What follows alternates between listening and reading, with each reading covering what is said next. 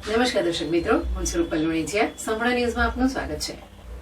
લોકસભા સામાન્ય ચૂંટણી 2024 અંતર્ગત બનાસકાંઠા જિલ્લા ચૂંટણી અધિકારી અને કલેક્ટરની સૂચના અને માર્ગદર્શન હેઠળ જિલ્લામાં મતદાન જાગૃતિ માટે વિવિધ કાર્યક્રમોનું આયોજન કરવામાં આવી રહ્યું છે.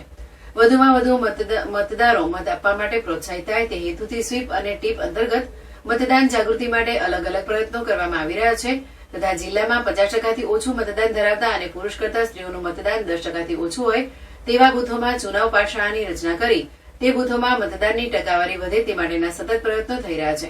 જેના ભાગરૂપે કાંકરેજ તાલુકાના ઇન્દ્રુમાણા 1, 2, 3, કાંકરેજ 4, ધુડાનગર તથા થરાદ તાલુકાના વામી ગામમાં 125 થી 126 બૂથ, ભાગ નંબર 209, થરાદ 11 વગેરે બૂથોમાં ચુનાવ પાઠશાળાનું આયોજન કરી મતદાન માટે મતદારોએ શપથ લેવડાવી જાગૃત કરવામાં આવી રહ્યા છે.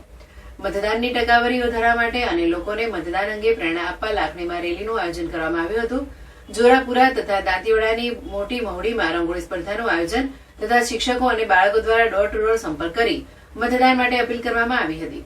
થરાદ માર્કેટયાર્ડ ખાતે માલ વેચવા માટે આવેલ ખેડૂત મિત્રો, બોરી ઉપાડતા મજૂર લોકો, હરાજી કરનાર અને માલ ખરીદનાર તમામ લોકોને મતદાન માટે જાગૃત કરી શપથ લેવડાવવામાં આવ્યા હતા.